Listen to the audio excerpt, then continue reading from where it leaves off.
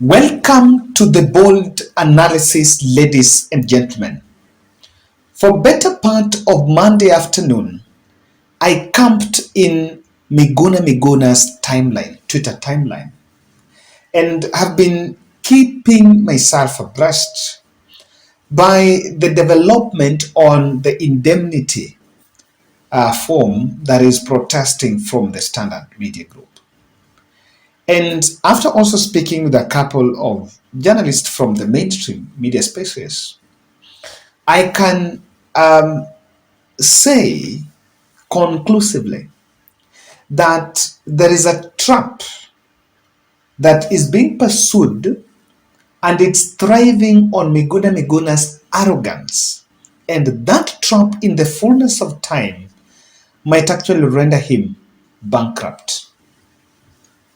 And and you will get it really well in this video. But I want to give you a challenge. If you're watching our videos for the first time, we've been watching, take a challenge and watch this video till the end, because I'm going to give you an interesting analysis in this one.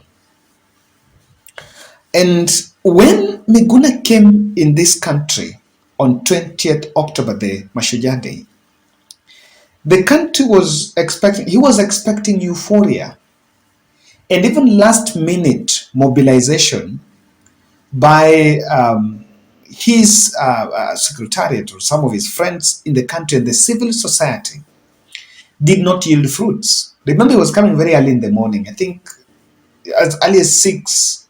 So he was received by journalists. It was not a poor reception, but below expectation, if you ask me. It was below expectation. Then, after that, he had a secretariat and even shared his number, official Kenyan number. So he started receiving, media invites started streaming in. And I think because of the very day, he was a bit exhausted, having traveled for that long throughout the flight. And the first interview he had was with the NTV. I was in Nakuru, so I didn't watch it live, but I later watched it. Now, if you look at the YouTube page, you will realize that even the interview at NTV that was shared in the YouTube page, part of it was edited. And I am not a TV producer, but I even doubt whether it was alive, even though other people say it was live.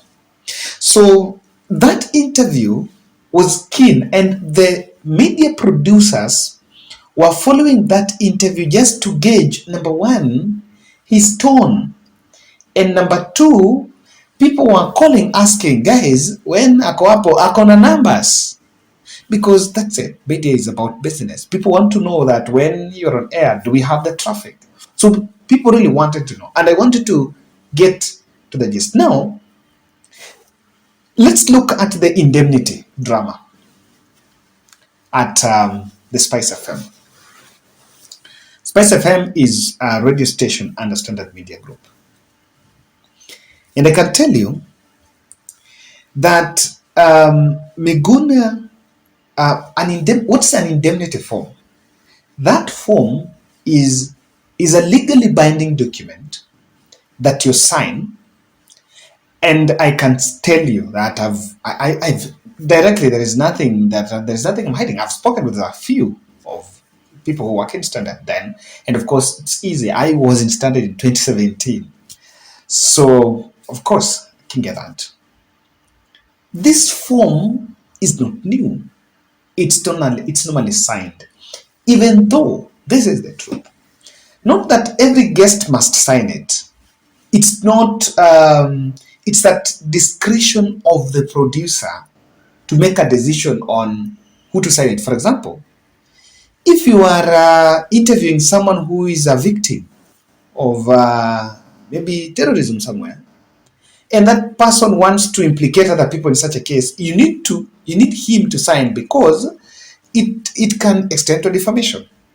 So what you sign, it's legally binding, so that one, the company remains with the exclusive rights to use your image, video, and any other material, and they publish across the media platforms. But if you defame anyone and you say something that will hurt a third party, the guest would actually carry the responsibility. The blame will be on him. So the company will not be liable to it, but it will be you. He has said, Miguna himself is saying that when he arrived at station, of course, he's made this statement. I've given instruction to my advocates to sue Standard Media Group for defamation. I never agreed to sign the indemnity form. Not on Friday, not ever. I never spoke with anyone from Spice FM or Standard Group before 7:02 a.m. when they tried to impose the illegal conditions. Now, I don't know that's illegal. This is normally allowed, so it's not about illegality. Now, I want you to check this poster. The poster you see on your screen was designed on Saturday. It's been there. It's been there. And I think this would be a very interesting analysis for me because it's practical. There's some things that are seeing, and having worked as a producer in the radio, I happen to understand what works. You have to contact your guest as early as Friday. You must make prior arrangements. If there is a headache to radio producers, it's normally guest cancelling interviews last minute. So the point of he never talked to anyone is neither here nor there. Even though he's also admitting that he had his secretariat gentleman who was talking to the media about it. But that means that they were kept abreast. But himself is saying that there was nothing. They had not conversed. So he didn't know about it. But he's been sending it. He has been sending it. Even though himself is saying there is not way. Now, this to me, Miguna pushes himself. And I want to tell you, by the way, his beef with the media, which I totally support his position. So far, Miguna's biography is being shortened. And it seems the media has been telling his story from deportation, from the airport, I am not boarding, all the way to the way he was deported. But he has insisted, and his position has been, that the media should tell the world the kind of destruction that he underwent. In fact, he was asking in one of the tweets that no one has ever gone to his home that was vandalized to take videos there and tell the world what he underwent. I also find that that's very objective. But in the previous dispensation, that was not it because, of course, there was a lot of government presence in the Miguna's issue. So government presence was a bit thick. But he has challenged the media to talk about what he underwent even before. Because what he has realized is that people seem to be pushing the dramas aspect. This is natural. Media is about numbers. No one wants to talk about things that people want to relate with. It's about creating the dramas and all that. And this is the irony. When the story of Miguna is told, when you write his biography and you follow his biography before 2017, you will actually see a failed man. That's the truth. He died in Nyando. Is it Nyando or where? He died as an MP somewhere and failed. He failed as a governor with a lot of activism here in Nairobi. He failed. He wrote a book about Raila. It never went beyond chaos. And, defaming stories and lawsuits. So that is his been stuff. And to that extent, I normally feel that we in the media spaces have been unfair to him. But they grant me that interview so that we can make house to and tell the world what you're going through. Now, I want to say this. The form, the two schools of thought. He has said that the form was being imposed on him, and then from there he will say something. Then after saying something, a lawsuit will follow. Then he will be held accountable. People want him. So kama anajua kwamba nitasema kitu mbaya, why won't he just go on for the interview, go on with the interview, then don't say the bad things that will maybe attract lawsuit. This is the trap. I can tell you this free of charge. There could be a well-laid strategy to drag Miguna in endless lawsuits, in endless suits. This is it. And they've found, and it's thriving in his character of being an enemy of everyone, anything that is against what he says in any institution. That's how that trap is thriving. The standard one was just the dragnet. And I saw him saying he's heading to court. That's what we're going to listen to this analysis. What your distractors want is to drag you to court. That's what they want. And if either side, if you make those, because it's possible for the interview to go the side that you don't want, to go either way you don't want. But then, when you take the decision to head to court, that's the trap. And let me tell you how the law, and look at how the lawsuits can actually destroy you. When you throw lawsuits on Miguna, he will spend the little money he have in these cases. And that will, of course, have some loose, spend here, lawyer, and actually paying lawyers every day, paying lawyer. Hata sahi najua anaanza kusema eti going to court. He's going to pay lawyers, and these cases was just drag in court. Listen, I want to say this whispering. Even the president will conveniently use these lawsuits, William Ruto, to dump you. It's easy. It's easy. You're being set against judiciary, and they've known you, Miguna, that you are a bit confrontational. Your truth rubs wrongly. You're so truthful, because one of the problems we have in this country is to be honest, in the words of one of my best auditors, Pielo Lumumba. You will drag them in court. When these case files are lying in court, anyone can use them against you, including the president. Because no one ever knows that in the fullness of time, maybe somewhere in the middle, you will now start crossing red lines with everyone. Number two,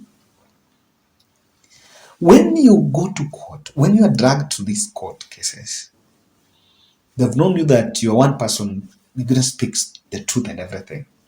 You will be on a warpath with the judiciary. That warpath with judiciary is already out of context.